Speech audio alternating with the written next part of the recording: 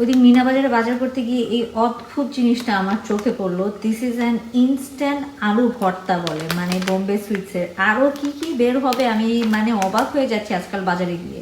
আলু ভর্তার মতো একটা বেসিক খাওয়া, সেটাও আবার 135 টাকা দিয়ে এখন ইনস্ট্যান্ট পাওয়া যায়। মানে মানুষ এতই পঙ্গু হয়ে গেছে যে এখন আলু ভর্তা বানাতে পারে না নাকি আমি জানি না।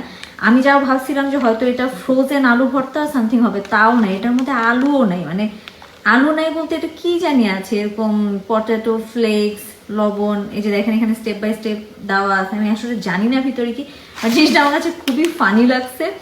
আমার সেই জিনিস তো ট্রাই করে আসলে দেখতেই হয় যে কেমন। অ্যাটলিস্ট লাইফে একবার আমি ইনস্ট্যান্ট আলু ভর্তা খাইছি, এটা একবার ট্রাই করবো না এটা কেমনে হয়। তো ওই জন্য আমি নিয়ে আসছি 135 টাকা দিয়ে।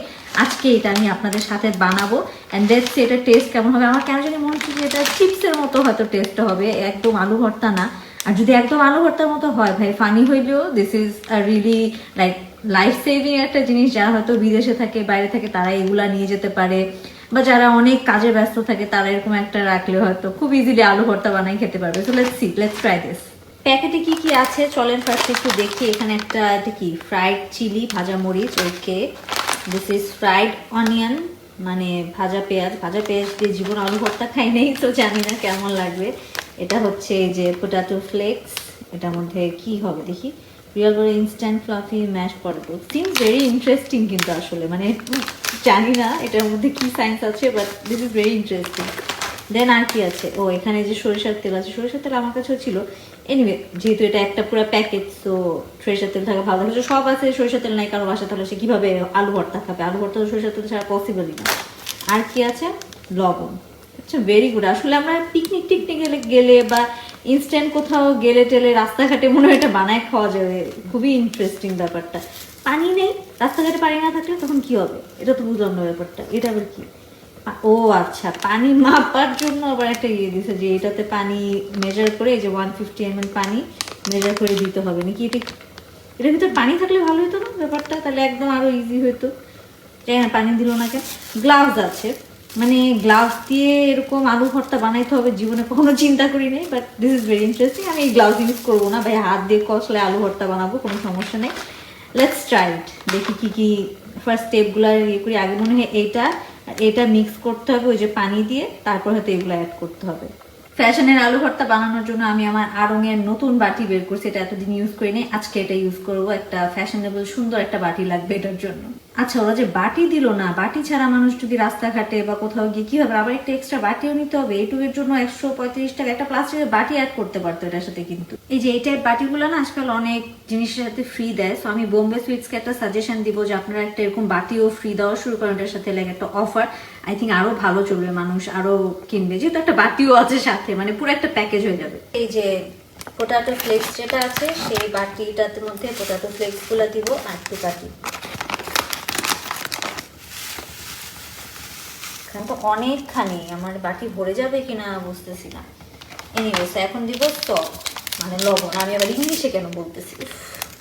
এখন আমি এটাতে পানি ভরে এখানে ঢালবো। এই জিনিসটা আসলে দেওয়ার কোনো দরকার ছিল না, এটার জন্য আমি 10 টাকা মাইনাস করতে চাই। মানে এটা কেন দিছে 150 ml, তো আমি এমনিও মনে হয় দিতে পারতাম পানি, এখানে মেজার করে দিতেই পারতাম একটা পানি বোতল কিনে। এই যে 150 ml পানি এতটুকু হয়েছে। তো এখন আমি এটা এখানে ঢেলে দিব। বিসমিল্লাহ। তারপর বলছে ভালো মতো মিক্স করতেছে। আমি আমার হাতে ইউজ করতেছি মিক্স করার জন্য। বেশি পানি হয়ে গেলে আল্লাহ জানে কেমন হবে, আমি একটু কম দিলে পারতাম।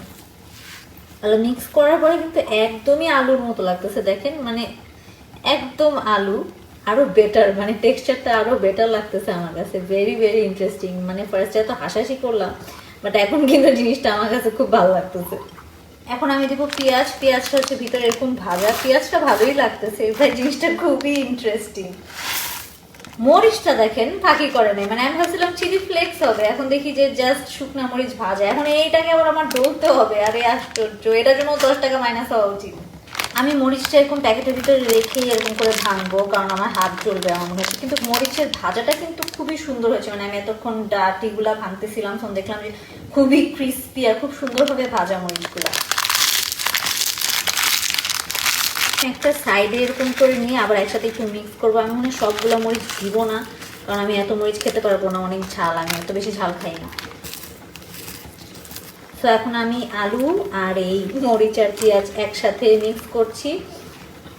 নাও কালারটা খুব ভালো লাগছে, একদমই আলু ভর্তার মতো। এখন আমি সরিষার তেলটা দিব, এটাই আসলে আলু ভর্তার মেইন ইনগ্রিডিয়েন্ট। সো তেল যত বেশি হবে ভালো হবে, তত ভর্তাটা আরো মজা হবে। So let's start. পুরোটাই দিয়ে দিলাম। অনেকখানি মনে হচ্ছে, বেশি হয়ে গেল। অনেকগুলো তেল ছিল, বাট আই থিঙ্ক ভর্তার যে পরিমাণ অ্যামাউন্ট সেই অনুযায়ী ঠিকই আছে। আসলে এত ভর্তা আমার কখনো লাগে না। এখানে লেখা যে 4 জনের জন্য হবে, বাট আমার মনে হচ্ছে আরও অনেক মানুষের জন্যই হবে। আই থিঙ্ক আরামসে 6 জন 8 জন তো হয়েই যাবে। আমার বাসায় এত ভর্তা লাগে না ভাই। এইটা আমি যত বেশি বানাচ্ছি তত ইমপ্রেসড হচ্ছি, কারণ পুরাই আলু ভর্তার মতো দেখতে হয়েছে এটা। কিন্তু wow, this is so nice. মানে ফার্স্টে আমি যত অবাক হয়েছিলাম আর যত হাস্যকর লাগছিল আমার কাছে ব্যাপারটা, এখন একদমই লাগতেছে না। জাস্ট প্রাইসটা আমার কাছে মনে হচ্ছে বেশি, যে 135 টাকা দিয়ে আলু ভর্তা খাইতেছি। মোমেন্ট অফ ট্রুথ, এই জিনিস খেতে কেমন লাগে? মানে যতই আলু ভর্তার মতো দেখতে হোক, টেস্ট যদি ওরকম না হয় তাহলে তো ব্যাপার তো জমলো না, তাই না? দেখি, বিসমিল্লাহ।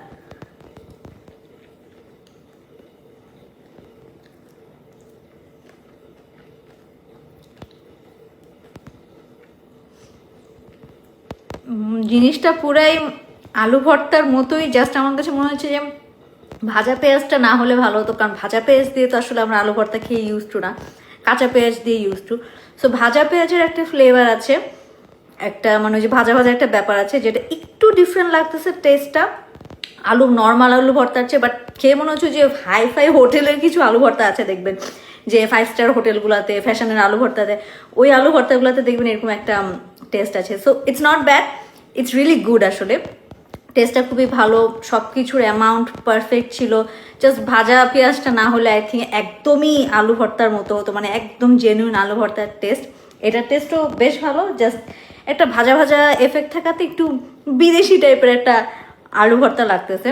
বাট যারা কিনা লাইক ভর্তা বানানো শিখছেন, আছে না অনেকেই হয়তো পারেন না বা হয়তো পরিমাণ বুঝেন না যে কিভাবে কি দিতে হবে, তাদের জন্য একটা খুব ভালো লার্নিং প্রসেস হতে পারে, কারণ সব কিছু একদম অ্যাকুরেট অ্যামাউন্টে দেওয়া আছে। So it's not that bad, it's a good thing. ভাজা পেঁয়াজটা অনেকটা যে বালা চাওয়ার মতো লাগতেছে, এর জন্য ডিফারেন্ট লাগতেছে, মানে আলু ভর্তাই বা সাথে একটা বালা চাও টাইপের এফেক্ট আসতেছে। Anyway, so this was really good experience, খারাপ না। 135 টাকা দিয়ে আলু ভর্তা কিনে এভাবে বানাবো কিনা আমি জানি না, হতে পারে হঠাৎ করে যদি বাসায় গেস্ট চলে আসে, এরকম একটা আইটেম যদি হুটহাট বানায় ফেলা যায়, প্রবলেম তো নাই, কারণ আলু ভর্তা বানাতে তো টাইম লাগে। So this is good, not for everyday, মানে সবসময় খাওয়ার মতো না, মাঝে মাঝে এরকম এক্সপেরিমেন্ট করা যায়। সো থ্যাংকস বোম্বে সুইটস এরকম একটা ডিফারেন্ট একটা ইউনিক জিনিস বানানোর জন্য।